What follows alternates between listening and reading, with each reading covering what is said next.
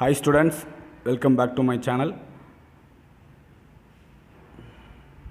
In the video 10th standard social science geography lesson 5 part 2 video part 1 video description link இருக்கு நீங்க use பண்ணி part 1 video பார்த்துட்டு வாங்க.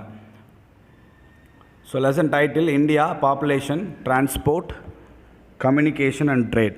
இந்தியால மக்கள் தொகையோட நிலைமை எப்படி இருக்கு transport and communication trade பத்தின lesson தான் இந்த lesson. ஸோ இந்த வீடியோவில் நம்ம என்ன பார்க்க போகிறோம் அப்படின்னா பாப்புலேஷனுடைய growth and change, மைக்ரேஷன்னா என்ன, மைக்ரேஷன் எப்படி நடக்குது அப்படிங்கிறது, பாப்புலேஷனுடைய காம்போசிஷன், இந்த விஷயங்கள் தான் வந்து நம்ம இந்த வீடியோவில் பார்க்க போகிறோம்.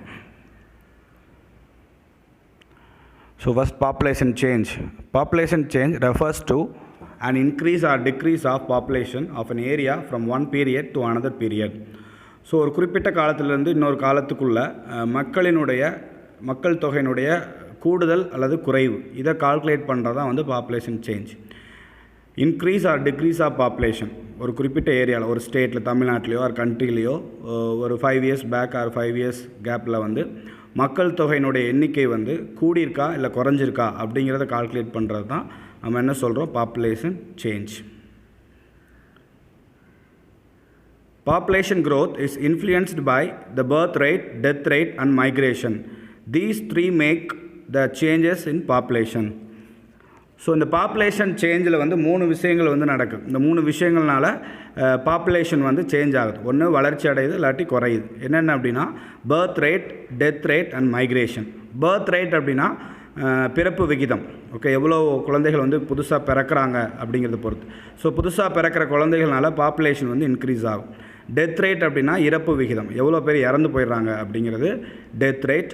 ஸோ டெத் ரேட் வந்து அதிகமாகும் போது பாப்புலேஷன் வந்து குறையும். நெக்ஸ்ட் வந்து மைக்ரேஷன்.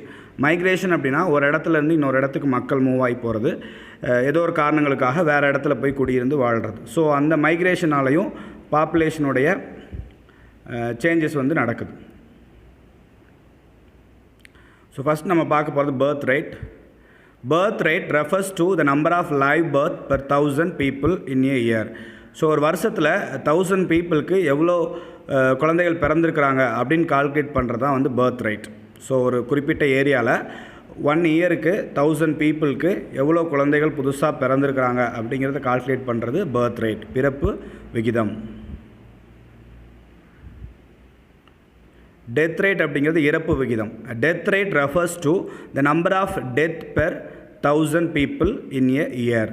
ஒரு வருஷத்துக்கு 1000 பேரில் எத்தனை பேர் இறந்து போயிடுறாங்க. ஒரு ஏரியாவில் ஒரு 1000 people இருக்கிறாங்க அப்படின்னா அந்த ஒரு வருஷத்தில் 1000 பீப்புளுக்கு எவ்வளோ பேர் இறந்து போகிறாங்க அப்படின்னு கால்குலேட் பண்ணுறது வந்து டெத் ரேட். ஸோ அப்போ எல்லா ஏரியாலையும் 1000 people தான் இருப்பாங்களா அப்படின்னு கிடையாது. மக்கள் தொகை வந்து ஒவ்வொரு இடத்துலையும் ஒவ்வொரு மாதிரி இருப்பாங்க. ஸோ அதை ஃபுல்லாக கால்குலேட் பண்ணி எவ்வளோ பேர் இறந்துருக்குறாங்க அப்படிங்கிறத கால்குலேஷன் பண்ணி ஃபைனலாக அவங்க வந்து 1000 பீப்புளுக்கு இவ்வளோ பேர் இறந்துருக்குறாங்க அப்படின்னு சொல்லி கால்குலேட் பண்ணி டெத் ரேட்டை வந்து ஃபிக்ஸ் பண்ணுவாங்க. ஸோ டெத் ரேட் வந்து அதிகமாச்சு அப்படின்னா பாப்புலேஷன் வந்து குறையும். இறப்பு விகிதம் வந்து அதிகமாகும்போது மக்கள் தொகை எண்ணிக்கை வந்து குறையும். The rapid decline in the death rate is a major cause of the rapid growth of population in India. இந்தியாவில் பாப்புலேஷன் வந்து அதிகமாகிறதுக்கு, growth of population வந்து அதிகமாகிறதுக்கு மெயின் காரணம் என்ன சொல்கிறாங்க அப்படின்னா rapid decline in the death rate. Death rate வந்து குறைஞ்சிருக்கு. Okay, இந்தியாவில் ஒரு வருஷத்தில் இறப்பவர்களுடைய எண்ணிக்கை வந்து குறைவாக இருக்கிறனால பாப்புலேஷன் வந்து அதிகமாகிறதுக்கு அது one of the reason. So death rate வந்து டிக்ரீஸ் ஆச்சு அப்படின்னா பாப்புலேஷன் வில் பி இன்க்ரீஸ், மக்கள் தொகை வந்து அதிகமாகும். ஸோ ஒரு சின்ன மேப் கொடுத்துருக்காங்க அவங்க புக்கில். இதில் வந்து பார்த்திங்கன்னா 1901 2011 வரைக்கும் இருக்கக்கூடிய growth rate population of India. இந்தியாவினுடைய க்ரோத் ரேட் வந்து வளர்ச்சி விகிதம் வந்து எப்படி இருக்குது அப்படின்னு சொல்லி பர்சன்டேஜில் கால்குலேட் பண்ணி சொல்லியிருக்காங்க. ஸோ நீங்கள் இந்த மேப்பை பார்த்து அண்டர்ஸ்டாண்ட் பண்ணிக்கலாம். ஸோ நெக்ஸ்ட்டு தேர்ட் ஒன் வந்து மைக்ரேஷன். ஸோ பாப்புலேஷன் சேஞ்சை வந்து அஃபெக்ட் பண்ணக்கூடிய ஒரு சில விஷயங்கள் என்னென்னா birth rate, death rate and migration. இந்த 3 காரணங்களால் பாப்புலேஷன் வந்து சேஞ்ச் ஆகுது. It is the movement of people across region and territories. So இது வந்து பார்த்திங்கன்னா மக்களினுடைய மூமெண்ட், ஒரு இடத்துலேருந்து இன்னொரு இடத்துக்கு வந்து பீப்புள் மூவ் ஆகிறாங்க பல காரணங்களால். ஓகே, எஜுகேஷனுக்காக போகிறாங்க, ஒர்க்குக்காக போகிறாங்க, எம்ப்ளாய்மெண்ட்டுக்காக போகிறாங்க. ஓகே, நிறைய காரணங்களால் வந்து மக்கள் வந்து என்ன செய்கிறாங்கன்னா ஒரு ஏரியாவிலேருந்து இன்னொரு ஏரியா போய் வாழ ஆரம்பிக்கிறாங்க. ஸோ மைக்ரேஷனும் வந்து பார்த்திங்கன்னா பாப்புலேஷனுடைய காம்போசிஷனை வந்து அஃபெக்ட் பண்ணக்கூடிய one of the factor. So it can be internal within a country. So மைக்ரேஷனை ரெண்டு டைப்பாக பிரிக்கலாம். ஒன்று வந்து பார்த்திங்கன்னா இட் கேன் பி இன்டர்னல் அப்படின்னா நம்ம நாட்டுக்குள்ளேயே மைக்ரேட் ஆகிக்கிறது.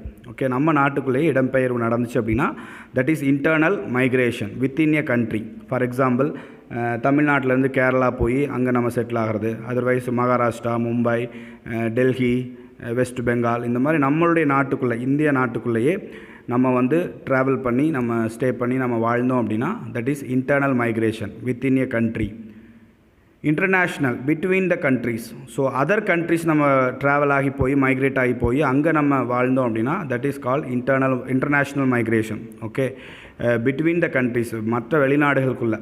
ஃபார் எக்ஸாம்பிள் வந்து நம்ம இந்தியாவிலேருந்து அமெரிக்கா போகிறோம், யூரோப் போகிறோம், ஸ்ரீலங்கா, துபாய், சிங்கப்பூர், மலேசியா, இந்த மாதிரி மற்ற நாடுகளில் போய் வேலைக்காகவோ படிப்புக்காகவோ அங்கே போய் நம்ம தங்கி இருக்கிறது, செட்டில் ஆகிறது வந்து international migration. Internal migration does not change the size of population of a country, but it influences the distribution of population in a nation. Internal migration, உள்நாட்டுக்குள்ளேயே நம்ம மைக்ரேட் ஆகி போகிறது வந்து பாப்புலேஷனுடைய சைஸை வந்து மாற்றாது. ஏன்னா நம்ம இந்தியாவை கால்குலேட் பண்ணும்போது, இந்தியாவுடைய பாப்புலேஷனை கால்குலேட் பண்ணும்போது தமிழ்நாட்டு மக்கள், கேரளாவில் இருக்கக்கூடிய பாப்புலேஷன், மகாராஷ்டிரா பாப்புலேஷன் எல்லாத்தையுமே சேர்த்து தான் கால்குலேட் பண்ணி இந்தியாவுடைய பாப்புலேஷனை வந்து கால்குலேட் பண்ணுறாங்க. ஸோ அப்படி கால்குலேட் பண்ணும்போது நம்ம நாட்டுக்குள்ளேயே நம்ம மைக்ரேட் ஆகி போனோம் அப்படின்னா அது வந்து நம்மளோட டோட்டல் பாப்புலேஷனை வந்து சேஞ்ச் பண்ணாது. வேறு நாட்டிலேருந்து நம்ம நாட்டுக்குள்ளே வந்தால் மட்டும்தான் பாப்புலேஷன் வந்து சேஞ்ச் ஆகும். ஆர் நம்ம கண்ட்ரியிலேருந்து அதர் கண்ட்ரிக்கு நம்ம ட்ராவல் ஆகி மைக்ரேட் ஆகி போனோம் அப்படின்னா அது நம்ம கண்ட்ரிலையும் பாப்புலேஷனை வந்து ரெடியூஸ் பண்ணும், அதர் கண்ட்ரியில் பாப்புலேஷன் வந்து இன்க்ரீஸ் பண்ணும். ஸோ இது வந்து பார்த்திங்கன்னா இன்டர்நேஷ்னல் மைக்ரேஷன் தான் வந்து பாப்புலேஷனில் சேஞ்சஸை கொண்டு வருது. இன்டர்னல் மைக்ரேஷன் வந்து பாப்புலேஷனுடைய சைஸில் வந்து என்ன பண்ணாது, சேஞ்ச் பண்ணாது. பட் டிஸ்ட்ரிபியூஷன் ஆஃப் பாப்புலேஷன் வந்து சேஞ்ச் ஆகும். எங்கே வந்து மக்கள் அடர்த்தியாக இருக்கிறாங்க, எங்கள் மக்கள் வந்து அதிகமாக பரவி இருக்கிறாங்க அப்படிங்கிறத வந்து மட்டும் தான் சேஞ்ச் ஆகுமே தவிர டோட்டல் நம்பர் ஆஃப் பீப்புள் வந்து சேஞ்ச் ஆகாது. It plays an important role in changing the composition and distribution of population. So internal migration வந்து எதை சேஞ்ச் பண்ணுது அப்படின்னா composition and distribution of population, மக்கள் தொகையினுடைய காம்போசிஷன் அப்படிங்கிறது பார்த்திங்கன்னா ஏஜ் வைஸாக கால்குலேட் பண்ணுவாங்க, செக்ஸ் ரேஷியோ கால்குலேட் பண்ணுறது, லிட்ரஸி ரேட் கால்குலேட் பண்ணுறது, ஆக்குபேஷனல் ஸ்ட்ரக்சர், அதாவது எவ்வளோ பேர் ஒர்க் பண்ணுறாங்க, எவ்வளோ பேர் ஒர்க் பண்ணலை, ஓகே, இந்த மாதிரி விஷயங்களை கால்குலேட் பண்ணும்போது அதில் தான் சேஞ்சஸ் வருமே தவிர டோட்டல் நம்பர் ஆஃப் பாப்புலேஷனில் இன்டர்னல் மைக்ரேஷனால் சேஞ்சஸ் வராது. In India, the mass migration is from rural to urban. So இந்தியாவில் நம்மளுடைய நாட்டில் வந்து பெரிய மைக்ரேஷன் வந்து எங்கேருந்து எங்கே நடக்குது அப்படின்னா ரூரல் டு அர்பன், கிராம பகுதியிலிருந்து நகர பகுதிக்கு தான் வந்து மைக்ரேஷன் அதிகமாகுது. என்ன காரணம் அப்படின்னா நிறைய காரணங்கள் இருக்குது.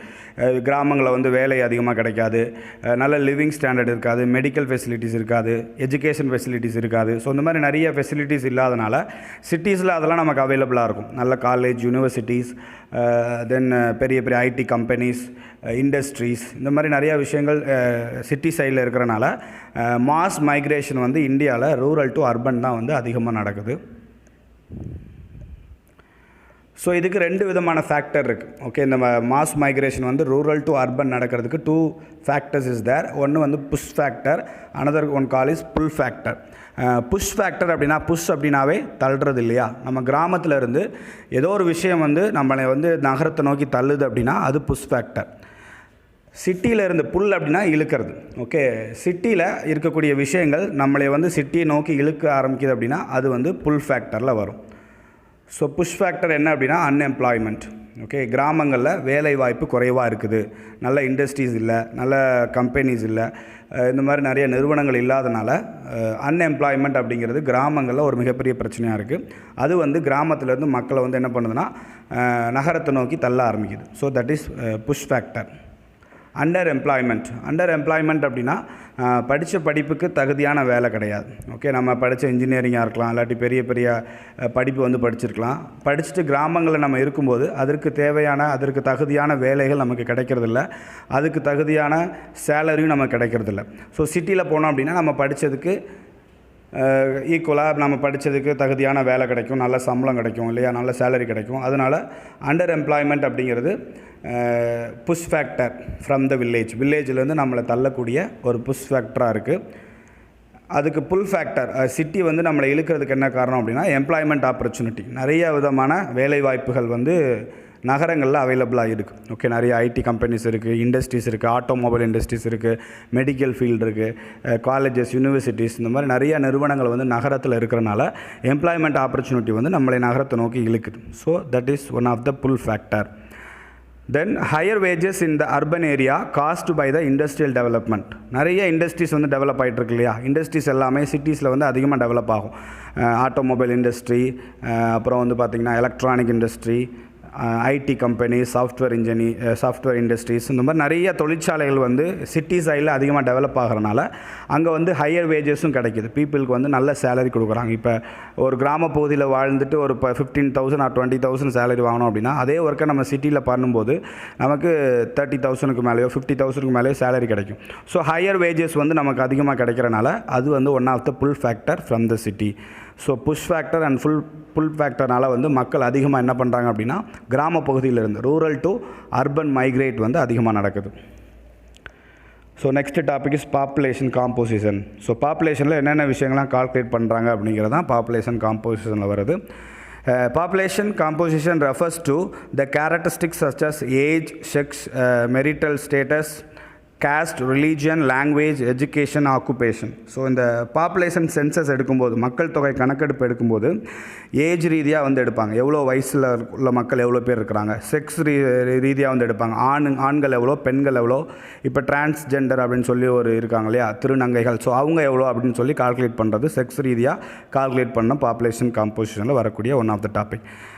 மேரிட்டல் ஸ்டேட்டஸ், அதாவது எத்தனை பேர் திருமணம் ஆகியிருக்காங்க, திருமணம் ஆகலை அப்படிங்கிறது. கேஸ்ட் அப்படின்னா ஜாதி முறையில் இல்லையா, எவ்வளோ என்னென்ன ஜாதியில் எவ்வளோ மக்கள் இருக்காங்க அப்படின்னு கால்குலேட் பண்ணுறது. ரிலீஜியன் வந்து மத ரீதியாக ஹிந்துஸ் எவ்வளோ, கிறிஸ்டியன்ஸ் எவ்வளோ, முஸ்லீம்ஸ் எவ்வளோ, சீக்கிசம், புத்திசம் ஃபாலோ பண்ணுறவங்க எவ்வளோ அப்படின்னு சொல்லி மத ரீதியாக கால்குலேட் பண்ணுறது. லாங்குவேஜ் அப்படிங்கிறது மொழி ரீதியாக கால்குலேஷன், என்ன லாங்குவேஜ் பேசுகிறாங்க, தமிழ் பேசுகிறவங்க எத்தனை பேர் இருக்காங்க, ஹிந்தி பேசுகிறவங்க எவ்வளோ பேர் இருக்காங்க, மலையாளம் பேசுகிற பீப்புள் எவ்வளோ பேர் இருக்காங்க அப்படின்னு சொல்லி லாங்குவேஜ் பேஸ் பண்ணி கால்குலேட் பண்ணுறது. எஜுகேஷன், படித்தவங்க எத்தனை பேர், படிக்காதவங்க எத்தனை பேர், 10th வரைக்கும் படித்தவங்க எத்தனை பேர் இருக்காங்க, 12th வரைக்கும் படித்தவங்க எத்தனை பேர் இருக்காங்க, காலேஜ் முடித்தவங்க எத்தனை பேர் இருக்காங்க அப்படின்னு சொல்லி எஜுகேஷன் ரீதியாக கால்குலேட் பண்ணுறது. ஆக்குபேஷன் அப்படிங்கிறது வேலை, எவ்வளோ பேர் வேலை பார்க்குறாங்க, எவ்வளோ பேர் வேலை பார்க்கல, பார்ட் டைம் ஒர்க்கர்ஸ் எவ்வளோ, ஃபுல் டைம் ஒர்க்கர்ஸ் எவ்வளோ அப்படின்னு சொல்லி கால்குலேட் பண்ணுறது. ஆக்குபேஷன் பேஸில் கால்குலேட் பண்ணுறது. The study of composition of population help us to understand the social, economic and demographic structure of the population. So இதுக்கு எதுக்கு யூஸ் ஆகுது அப்படின்னா, நம்மளுடைய பாப்புலேஷனுடைய ஸ்ட்ரக்சரை நம்ம வந்து கண்டுபிடிச்சிக்கலாம். ஓகே, சமூகத்தில் எக்கனாமிக் ரீதியாக, சமூக ரீதியாக, ஓகே எவ்வளோ மக்கள் வந்து எப்படி இருக்கிறாங்க அப்படிங்கிற ஸ்ட்ரக்சர் ஆஃப் பாப்புலேஷனை வந்து நம்ம கால்குலேட் பண்ணுறதுக்கு தான் இந்த பாப்புலேஷன் காம்போசிஷன் அப்படிங்கிறது நமக்கு யூஸ் ஆகுது.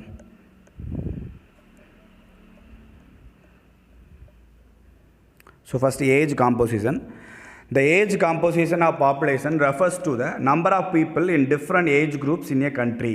So age composition அப்படின்னா வயது ரீதியாக ஒரு கண்ட்ரியில் டிஃப்ரெண்ட் ஏஜ் குரூப்பில் எவ்வளோ பீப்புள் இருக்கிறாங்க. ஃபார் எக்ஸாம்பிள் 15 இயர்ஸ் வரைக்கும் எவ்வளோ பேர், 45 இயர்ஸ் வரைக்கும் எவ்வளோ பேர், 60 இயர்ஸ் வரைக்கும் எவ்வளோ பேர் இருக்கிறாங்க, 60 இயர்ஸ்க்கு மேலே எவ்வளோ பேர் இருக்காங்க அப்படின்னு சொல்லி கால்குலேட் பண்ணுறது தான் age composition. Population of a nation is generally grouped into 3 broad categories. So இந்த ஏஜ் வைஸாக கால்குலேட் பண்ணுறத 3 கேட்டகரியாக வந்து நம்ம பிரிக்கலாம். ஃபஸ்ட்டு கேட்டகரி வந்து பார்த்திங்கன்னா less than 15 years of the age, 15 வயசுக்கு கீழே உள்ள மக்கள். ஓகே, இது வந்து பார்த்திங்கன்னா இந்தியாவில் 29.5% இருக்காங்க. 16 to 59 இயர்ஸ் ஆஃப் ஏஜ், 16 வயசுலேருந்து 59 வயசு வரைக்கும் இருக்கக்கூடிய பீப்புள் வந்து 37.5%. above 16 இயர்ஸ் ஆஃப் ஏஜ், 60 வயசுக்கு மேலே இருக்கக்கூடிய பீப்புள் 8.0% இருக்காங்க. ஸோ இந்த லெஸ் தென் 15 இயர்ஸும் above 60 years. இந்த ரெண்டு ஏஜ் குரூப்பும் யார் அப்படின்னா they are dependent population. Dependent பாப்புலேஷனாக ஒருத்தரை சார்ந்து வாழ்வாங்க அவங்க. ஃபார் 15 இயர்ஸ்க்கு கீழே இருக்கவங்க பார்த்திங்கன்னா பேரண்ட்ஸோட சப்போர்ட்டோடு தான் வாழ முடியும். ஏன்னா அவங்க குழந்தைகளாக இருப்பாங்க. 15 இயர்ஸ் கீழே 15 வயசுக்கு கீழே இருக்கக்கூடிய குழந்தைகள் வந்து பேரண்ட்ஸோட சப்போர்ட்டோடு வாழ்ந்துட்டுருப்பாங்க. above 60 இயர்ஸ் பார்த்திங்கன்னா 60 வயசுக்கு மேலே வயதானவர்கள் வந்து அவங்களுடைய குழந்தைகளுடைய சப்போர்ட்டோடு வாழ்வாங்க இல்லையா. அவங்களுடைய குழந்தைகள் வந்து படித்து வேலைக்கு போயிருப்பாங்க. ஸோ அவங்க வந்து அவங்களுடைய பேரண்ட்ஸை வந்து பார்த்துக்கிட்டு இருப்பாங்க.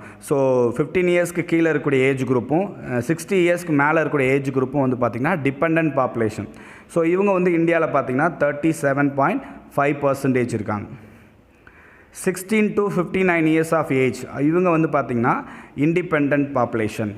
இண்டிபெண்ட் அப்படின்னா யாரையும் சார்ந்து வாழ மாட்டாங்க.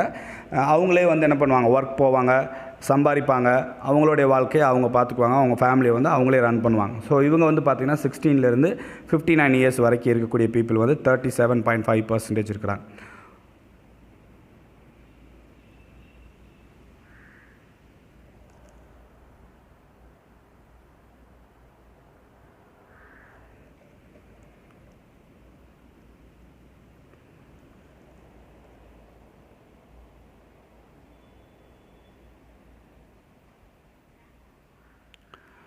நெக்ஸ்ட் வந்து செக்ஸ் ரேஷியோ.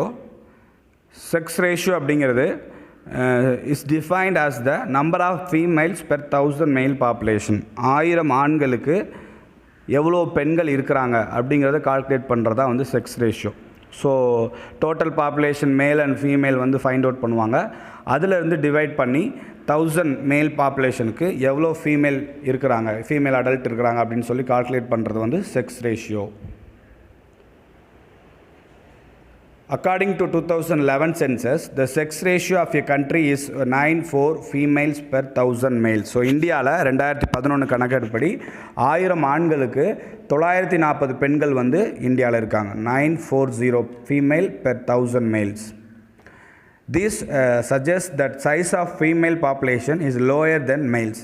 ஸோ இதுலேருந்து நமக்கு என்ன தெரிய வருது அப்படின்னா ஃபீமேல் பாப்புலேஷன் வந்து மேல் பாப்புலேஷனை விட கம்மியாக இருக்குது. ஆண்களுடைய எண்ணிக்கையை விட பெண்களுடைய எண்ணிக்கை வந்து இந்தியா லெவலில் குறைவாக இருக்குது. 60 பேர் வந்து கம்மியாக இருக்காங்க.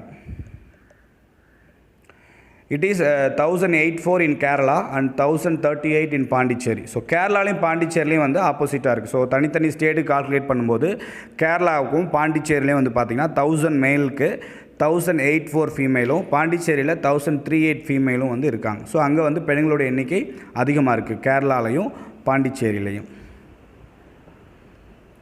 The lowest sex ratio is recorded in the Union Territory of Daman and Diu. So ரொம்ப கம்மியான செக்ஸ் ரேஷியோ இருக்கக்கூடிய இடம் எது அப்படின்னா டாமன் அண்ட் டையூ. யூனியன் டெரிட்டோரிஸில் டாமன் அண்ட் டையூவில் வந்து பார்த்திங்கன்னா 618 ஃபீமேல் தான் 1000 மேலுக்கு வந்து இருக்கிறாங்க. 1000 ஆண்களுக்கு 618 பெண்கள் தான் இருக்காங்க. நெக்ஸ்ட் வந்து லிட்ரஸி ரேட். லிட்ரஸி ரேட் அப்படின்னா படிப்பறிவு, எழுத்தறிவை கால்குலேட் பண்ணுறது. The people who are able to read and write are known as literates. It is an important indicator of quality of the people. So ஒரு கண்ட்ரியோ ஒரு ஸ்டேட்டோ ஒரு டிஸ்ட்ரிக்கோ அங்கே வந்து எவ்வளோ பேர் ரீட் அண்ட் ரைட், அவங்களுடைய லாங்குவேஜை ரீட் பண்ணுறதுக்கும் ரைட் பண்ணுறதுக்கும் தெரிஞ்சுக்கிறாங்க, பேசுகிறதுக்கும் எழுதுறதுக்கும் வாசிக்கிறதுக்கும் தெரிஞ்சுக்கிறாங்க அப்படிங்கிறது தான் வந்து லிட்ரஸி ரேட். இது எதுக்கு யூஸ் பண்ணுறாங்க அப்படின்னா த குவாலிட்டி ஆஃப் பீப்புள், மக்களினுடைய தரத்தை வந்து கால்குலேட் பண்ணுறதுக்கு யூஸ் பண்ணுறாங்க. The percentage of literate people to the total population is termed as literacy rate. So read and write தெரிஞ்சவங்க வந்து லிட்ரேட்ஸ், ஓகே, எழுத்தறிவு பெற்றவர்கள். எழுத்தறிவு விகிதம், படிப்பறிவு விகிதம் அப்படின்னு சொல்லி எப்படி கால்குலேட் பண்ணுவாங்க அப்படின்னா டோட்டல் நம்பர் ஆஃப் பாப்புலேஷனோடைய பர்சன்டேஜ், ஓகே, ஒரு டோட்டல் நம்பர் ஆஃப் பாப்புலேஷனில் எவ்வளோ பர்சன்டேஜ் பீப்புள் வந்து படிப்பறிவு பெற்றிருக்கிறாங்க, எவ்வளோ பர்சன்டேஜ் பீப்புளுக்கு ரீட் அண்ட் ரைட் தெரியுது அப்படின்னு பர்சன்டேஜ் கணக்கில் கால்குலேட் பண்ணி சொல்கிறது தான் வந்து literacy rate. There has been steady improvement in the literacy level in India. So இந்தியாவில் வந்து பார்த்திங்கன்னா இந்த லிட்ரஸி ரேட் வந்து ஒரு ஸ்டெடியாக இம்ப்ரூவ்மெண்ட் ஆகிட்டுருக்கு. என்ன ரீசன் அப்படின்னா கவர்மெண்ட் வந்து நிறைய ஸ்டெப்ஸ் எடுத்திருக்காங்க படிக்கிறதுக்கு இல்லையா. சைல்டு லேபரை வந்து ஸ்டாப் பண்ணி ஸ்கூலுக்கு அனுப்புறதுக்கு, அதே மாதிரி நம்மளுடைய ஹிஸ்ட்ரிலையும் காமராஜர் காலத்துலேருந்து என்ன பண்ணுறாங்க, மதிய உணவு திட்டத்தை ஃபாலோ பண்ணுறாங்க. இதெல்லாம் எதுக்கு அப்படின்னா ஸ்கூல் ட்ராப் அவுட் ஆகாமல் இருக்கிறது. ஓகே, என்ன பண்ணுறாங்கன்னா நிறைய அந்த பிளான்ஸ் அண்ட் பாலிசியை வந்து கொண்டு வந்து எஜுகேஷனை இம்ப்ரூவ் பண்ணி எல்லோரும் வந்து எஜுகேட் ஆகிருக்கணும் அப்படிங்கிறதுக்காக கவர்மெண்ட் நிறையா ஸ்டெப்ஸ் எடுத்துகிட்ருக்காங்க. ஸோ அதனால் இந்தியாவில் study improvement in literacy level in இந்தியாவில் வந்து எழுத்தறிவு நிலைமை வந்து இன்க்ரீஸ் ஆகிட்டுருக்கு. India's literacy rate as per 2011 census is 74.04%. 2011 கணக்கெடுப்படி இந்தியாவுடைய பர்சன்டேஜ் பார்த்திங்கன்னா 74.04% வந்து படிப்பறிவு பெற்ற மக்கள் வந்து இருக்காங்க. இதில் ஆண்கள் வந்து 82.14%, ஃபீமேல் வந்து 65.46%. It shows that still there is a vast gap. So இதில் நமக்கு என்ன தெரிய வருதுன்னா, ஆண்களுக்கும் பெண்களுக்கும் ஒரு பெரிய டிஃப்ரென்ஸ் இருக்குது இல்லையா. ஆண்கள் வந்து 82% படிச்சிருக்காங்க, ஃபீமேல் பெண்கள் வந்து 65% படிச்சிருக்காங்க. இதுக்கும் நிறைய காரணங்கள் இருக்குது. நம்மளுடைய ஹிஸ்ட்ரியிலேருந்து பார்த்தோம் அப்படின்னா, பெண்களை வந்து அதிகமாக ஸ்கூலுக்கு அனுப்பாமல் அவங்க வந்து வீட்டு வேலை தான் செய்யணும் அப்படின்னு சொல்லி ஒடுக்கி வைத்து படிக்க விடாமல் நிறையா தடைகள் வந்து இருந்தது. ஆனால் இப்போ வந்து அது மாறிட்டே இருக்குது. பெண்களும் படிக்க ஆரம்பிக்கிறாங்க, பெண்களும் அவங்களுடைய வாழ்க்கையில் சாதிக்க ஆரம்பிக்கிறாங்க, நிறையா விஷயங்களை வந்து எஜுகேஷன் ஃபீல்டில் பண்ணுறாங்க. ஸோ ஃபீமேல் எஜுகேஷன் வந்து பார்த்திங்கன்னா 65% இருக்குது. பட் இன்னுமே கேப் இருக்குது. ஓகே, கேப் பார்த்திங்கன்னா டிஃப்ரென்ஸ் பார்த்திங்கன்னா 16.68%. 16% மேலுக்கும் ஃபீமேலுக்கும் டிஃப்ரென்ஸ் இருக்குது. Kerala ranks first in the country with the literacy rate of 93.91%. So இந்தியாவில் இருக்கக்கூடிய ஸ்டேட்டில் கால்குலேட் பண்ணும்போது கேரளா தான் ஃபஸ்ட்டு பிளேஸில் இருக்குது. லிட்ரஸி ரேட்டில் எழுத்தறிவு படிப்பறிவு பெற்ற மக்களுடைய எண்ணிக்கையில் முதல் இடத்துல இருக்கிறது வந்து கேரளா. அதோடைய பர்சன்டேஜ் பார்த்திங்கன்னா 93.91%. கேரளாவில் இருக்கக்கூடிய 93% மக்கள் வந்து எழுத்தறிவு படிப்பறிவு பெற்ற மக்களாக இருக்காங்க.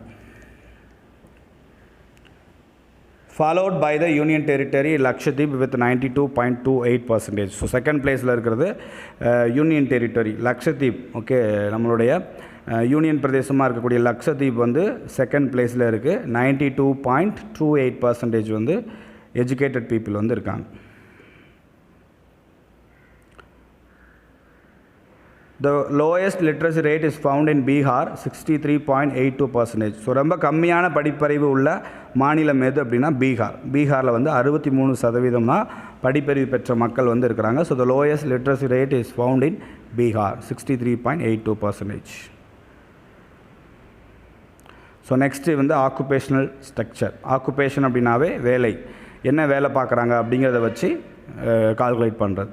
The economically active part of a country population is enumerated during the census operations and stayed as workers. So எக்கனாமிக்கலாக வந்து ஆக்டிவ் பார்ட்டாக இருக்கிறவங்க.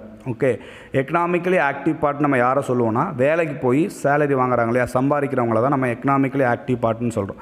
சும்மா வீட்டில் இருக்கிறவங்கள வந்து நம்ம வந்து எக்கனாமிக்கலி ஆக்டிவ் பார்ட் நம்ம சொல்ல மாட்டோம். ஸோ வீட்டில் இருந்தாலுமே ஏதோ ஒரு ஒர்க் பண்ணுறாங்க, ஏதோ ஒரு ஒர்க் பண்ணி அவங்க சம்பாதிக்கிறாங்க, அவங்க வந்து சேலரி வாங்குறாங்க அப்படிங்கும்போது தான் that people called as a economically active part. So country பாப்புலேஷனில் எவ்வளோ பேர் எக்கனாமிக்காக ஆக்டிவாக இருக்கிறாங்க அப்படிங்கிறத வந்து கால்குலேட் பண்ணி அவங்கள தான் நம்ம ஒர்க்கர்ஸ்ன்னு சொல்லுவோம். ஸோ 65 வயசு 70 வயசுக்கு மேலே இருக்கிறவங்க வந்து ஒர்க் பண்ண மாட்டாங்க, ரெஸ்ட் எடுப்பாங்க. ஸோ அவங்கள வந்து நம்ம என்ன பண்ண மாட்டோம், எக்கனாமிக்கலி ஆக்டிவ் பார்ட்டில் சேர்க்க மாட்டோம். அவங்க வந்து ஒர்க்கர்ஸ் கிடையாது. ஸோ இந்த மாதிரி யார் வந்து வேலைக்கு போகலையோ அவங்க வந்து ஒர்க்கர்ஸ் கிடையாது. ஸோ ஒர்க் பண்ணி எக்கனாமிக்காக ஆக்டிவாக இருக்கிறவங்க தான் வந்து workers. Doctor, engineer, teacher, driver, நிறைய ஒர்க்கர்ஸ் இருக்காங்க இல்லையா, they are called as workers. Workers are placed under three-fold categories in the census record. They are main worker, marginal worker, non-workers. So ஒர்க்கர்ஸையும் வந்து 3 கேட்டகரியாக வந்து பிரிக்கிறாங்க. இந்த சென்சஸ் ரெக்கார்ட் பண்ணும்போது, மக்கள் தொகை கணக்கெடுக்கும் போது ஒர்க்கர்ஸை வந்து 3 பிரிவுகளாக பிரிக்கிறாங்க. Main worker, marginal worker and நான் ஒர்க்கர். மெயின் ஒர்க்கர் அப்படின்னு யாரை சொல்கிறாங்க அப்படின்னா, all those who had worked for the major part of the preceding year at least 6 months or 183 days are recorded as main worker. Main ஒர்க்கர்னு சொல்லி யாரை சொல்லுவாங்கன்னா, அந்த வருஷத்தில் அட்லீஸ்ட் 6 months அவங்க வேலைக்கு போயிருக்கணும். ஓகே, கண்டினியூஸாகவோ இல்லை 1 month விட்டு 1 month இல்லாட்டி ஹாலிடேஸ் எல்லாம் வந்து மைனஸ் பண்ணிவிட்டு வரக்கூடிய அந்த ஒர்க்கிங் டேஸ் வந்து பார்த்திங்கன்னா ஒரு 6 months வந்து கால்குலேட் ஆகிருக்கணும். இல்லாட்டி 183 days 183 நாட்கள் வந்து அவங்க ஒர்க்குக்கு போயிருக்கணும். இடையில அவங்க ஹாலிடேஸ் லீவ் போடுறது அதெல்லாம் வந்து மைனஸ் பண்ணிவிட்டு அவங்க ஒர்க்கிங் டே பார்த்திங்க அப்படின்னா ஒரு வருஷத்துக்கு 183 days இருக்கணும், இல்லாட்டி 6 months இருக்கணும். ஸோ அந்த மாதிரி ஒர்க்கிங் டேஸில் ஒர்க் பண்ணுற ஒர்க்கர்ஸை தான் வந்து நம்ம என்னென்னு சொல்லுவோம்னா மெயின் ஒர்க்கர்ஸ்.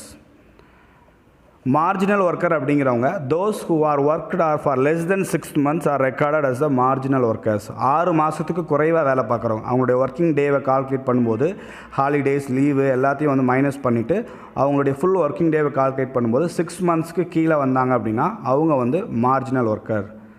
நான் ஒர்க்கர் அப்படிங்கிறவங்க சுத்தமாக வேலையை பார்க்காதவங்க. த people who have not worked at all comes under நான் ஒர்க்கர்ஸ். ஸோ படித்து முடிச்சுட்டு எந்த வேலையுமே பார்க்காம வீட்டில் இருக்கிறாங்க.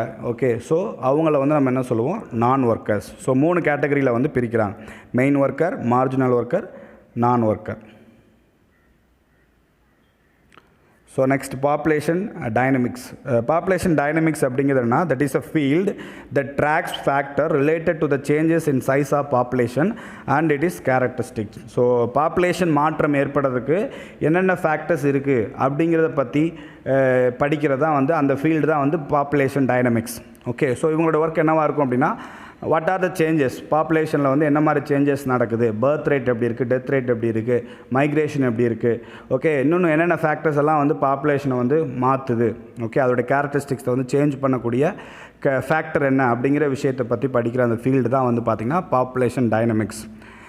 Predicting population changes is an important aspect of the population studies. So இந்த பாப்புலேஷனை பற்றி படிக்கிற படிப்பில் வந்து பார்த்திங்கன்னா ஏதோ ஒரு முக்கியமான விஷயம் சொல்கிறாங்கன்னா predicting the population change. Okay, மக்கள் தொகை மாற்றம் வந்து எப்படி நடந்துகிட்ருக்கு அப்படிங்கிறது முன்கூட்டியே வந்து நம்ம தெரிஞ்சுக்கிறது, அதுக்கான ஃபேக்டர்ஸ் என்ன, அதை எப்படி ரெடியூஸ் பண்ணுறது அப்படிங்கிற விஷயங்களெல்லாம் பற்றி படிக்கிற ஸ்டடீஸ் தான் வந்து பாப்புலேஷன் ஸ்டடீஸ். அந்த ஃபீல்டு தான் வந்து பார்த்திங்கன்னா population dynamics. So next topic, problem of over population. So எந்த ஒரு நாட்டிலையுமே பாப்புலேஷன் இன்க்ரீஸ் ஆகும்போது கண்டிப்பாக அதனால் ப்ராப்ளம்ஸும் இருக்குது. ஓகே, நிறையா ப்ராப்ளம்ஸ் இருக்குது. ஸோ என்னென்ன ப்ராப்ளம்ஸ் இருக்குது அப்படிங்கிறத நம்ம நெக்ஸ்ட் பார்க்க போகிறோம். In India, growing pressure of population on resource base created many socio-economic, cultural, political, ecological and environmental problem. So அதிகமாக பாப்புலேஷன் இன்க்ரீஸ் ஆகிட்டே இருக்கு இல்லையா இந்தியாவில். ரிசோர்ஸ் பேஸில் பார்த்தோம் அப்படின்னா, அதாவது வளங்கள் பேஸில் நிறையா ப்ராப்ளம் இருக்குது. ஓகே, நிறையா பேருக்கு வேலை இல்லாமல் இருக்கும். நிறையா மக்கள் அதிகமாக இருக்கும்போது, இண்டஸ்ட்ரீஸ் கம்மியாக இருக்கும்போது வேலை வாய்ப்பு குறைவாக இருக்குது பாப்புலேஷனால். நெக்ஸ்ட் வந்து பார்த்திங்கன்னா, இப்போ ஒரு வீட்டில் ஒரு 5 members இருக்காங்க அப்படின்னா அவங்களுடைய தேவைகளும், அதே வீட்டில் ஒரு நெக்ஸ்ட் 10 yearsல ஒரு 10 people இன்க்ரீஸ் ஆகிறாங்க அப்படின்னா அவங்களுடைய தேவைகளும் வந்து டபுள் மடங்கு ஆயிரும் இல்லையா. ஸோ ஒவ்வொருத்தருடைய தேவைகளும் வந்து டபுள் மடங்கு ஆகும்போது நம்ம அதிகமாக ரிசோர்ஸ் எடுத்து யூஸ் பண்ண ஆரம்பிப்போம். நிறைய விஷயங்களில் இது நடக்குது. நம்ம வீட்டுக்கு தேவையான பொருட்கள் வாங்குறதா இருக்கட்டும், நம்ம யூஸ் பண்ணுற வெஹிக்கிள்ஸ், பைக்கு, கார், இந்த மாதிரி நிறைய விஷயங்கள் வந்து நம்ம யூஸ் பண்ணுறோம். ஒரு வீட்டில் 2 பேர் இருந்தாங்க அப்படின்னா ஒரு பைக் யூஸ் பண்ணுவாங்க. அதே வீட்டில் ஒரு 10 பேர் இருந்தாங்கன்னா ஒவ்வொருத்தரும் ஒரு பைக் வாங்கும்போது ஒரு 5 பைக்கோ 6 பைக்கோ இருக்கும். ஸோ ஆட்டோமேட்டிக்காக வந்து அதுக்கு தேவையான ஃபியூல்ஸ் தேவைப்படும். அதோடைய ரிசோர்ஸ் நம்ம எடுத்து யூஸ் பண்ணுவோம். ஸோ இந்த மாதிரி நிறைய பிரச்சனைகள் பாப்புலேஷனை பேஸ் பண்ணி சோஷியல் அண்ட் எக்கனாமிக், சமூகத்துலேயும் இந்த மாதிரி நிறைய பிரச்சனைகள் நடக்குது. எக்கனாமிக் ரீதியாகவும் பிரச்சனை, பொருளாதார ரீதியாக மக்களுக்கு வந்து நல்ல வேலை வாய்ப்பு கிடைக்கிறதில்ல, வேலை வாய்ப்பு கிடைச்சாலும் சம்பளம் கிடைக்கிறதில்ல, சம்பளம் வந்தால் கிடைச்சாலும் லிவிங் ஸ்டாண்டர்ட் வந்து உயரதில்லை. ஸோ இந்த மாதிரி நிறைய ப்ராப்ளம் வந்து கலாச்சார ரீதியாக, பொலிட்டிக்கல் ரீதியாக, என்வாயன்மெண்ட் ப்ராப்ளம் நிறையா நடக்குது இல்லையா. நம்ம நிறைய பொருளை வந்து நம்ம யூஸ் பண்ணும்போது நிறையா வந்து சுற்றுச்சூழல் பாதிக்கப்படுறதுக்கும் பாப்புலேஷன் வந்து one of the reason. The population problem vary in space and time and differ from region to region. So இந்த பாப்புலேஷனால் வரக்கூடிய ப்ராப்ளம் வந்து ஒவ்வொரு இடத்துலையும் ஒவ்வொரு மாதிரி இருக்கும். இந்தியாவில் ஒரு சில மாதிரி பிரச்சனை ஏற்படுத்தும், சைனாவில் ஒரு மாதிரி பிரச்சனை ஏற்படுத்தும். ஸோ ஒவ்வொரு ஏரியாலையும் டைம் அண்ட் டைமுக்கு வந்து ஏரியா டு ஏரியா வந்து பாப்புலேஷனுடைய ப்ராப்ளம் வந்து டிஃபர் ஆகுது. Some of the major issues created by overpopulation in our country are overcrowding. Over crowding அப்படின்னா கூட்டம் அதிகமாகிறது, மக்கள் தொகை எண்ணிக்கை அதிகமாகிறது, சிட்டிஸ் அதிகமாகிறது, டென்சிட்டி அதிகமாகும். ஸோ மக்கள் நெருக்கமாக வாழ ஆரம்பிப்பாங்க. ஸோ இது வந்து ஓவர் க்ரௌடிங். அன்எம்ப்ளாய்மெண்ட், வேலை வாய்ப்பு இல்லாத ஒரு பெரிய பிரச்சனை வந்து உருவாகும். அதிக மக்கள் வந்து இருக்கும்போது, வேலை வாய்ப்பு குறைவாக இருக்கும்போது எல்லாருக்கும் வேலை கிடைக்காது. வேலை கிடைச்சாலும் அவங்களுக்கு தகுதிக்கான சேலரி கிடைக்காது. ஸோ இந்த மாதிரி அன்எம்ப்ளாய்மெண்ட் அண்டர் எம்ப்ளாய்மெண்ட் சொல்லி ஏற்கனவே நம்ம பார்த்தோம் இல்லையா. தகுதிக்கு படித்ததுக்கு ஏற்ற வேலை வந்து கிடைக்காது. லோ ஸ்டாண்டர்ட் ஆஃப் லிவிங், நம்மளுடைய வாழ்க்கை தரம் வந்து ரொம்ப கம்மியாக இருக்கும். லோ ஸ்டாண்டர்ட் ஆஃப் லிவிங் வந்து ரொம்ப இருக்கும். மால் நியூட்ரிஷன், ஓகே, ஊட்டச்சத்து குறைபாடுன்னு சொல்லுவாங்க. ஸோ அதிக மக்கள் தொகை இருக்கும்போது நிறையா உணவுப் பொருட்கள் அவங்களுக்கு தேவைப்படும். ஸோ உணவுப் பொருட்கள் நிறையா உற்பத்தி செய்ய முடியாத போது பார்த்திங்கன்னா ரொம்ப தரமற்ற உணவுப் பொருட்கள் வந்து நம்ம கிடைக்க ஆரம்பிக்கும். So under employment, low standard of living, malnutrition, mismanagement of natural and agriculture resource. Okay, நம்மளுடைய இயற்கை வளங்களையும் அக்ரிகல்ச்சர் ரிசோர்ஸையும் நம்ம தவறாக பயன்படுத்த ஆரம்பிப்போம், சுரண்ட ஆரம்பிப்போம், நிறைய எடுத்து யூஸ் பண்ண ஆரம்பிப்போம். ஸோ இதெல்லாமே பாப்புலேஷனுடைய ப்ராப்ளம். அன்ஹெல்தி என்வாயன்மெண்ட், சுற்றுச்சூழல் வந்து பார்த்திங்கன்னா அன்ஹெல்த்தியாக இருக்கும், ரொம்ப அதிகமாக வந்து மாசு அடைஞ்சிருக்கும், வாட்டர் பொல்யூஷன் நடக்கும், ஏர் பொல்யூஷன் நடக்கும், சுற்றுச்சூழலே வந்து பாதிக்கப்படும். இதெல்லாமே வந்து ஓவர் பாப்புலேஷனால் வரக்கூடிய problems. Okay students, thank you for வாட்சிங் திஸ் வீடியோ. வீடியோ பிடிச்சிருந்தால் லைக் பண்ணுங்கள், கமெண்ட் பண்ணுங்கள், ஷேர் பண்ணுங்கள்.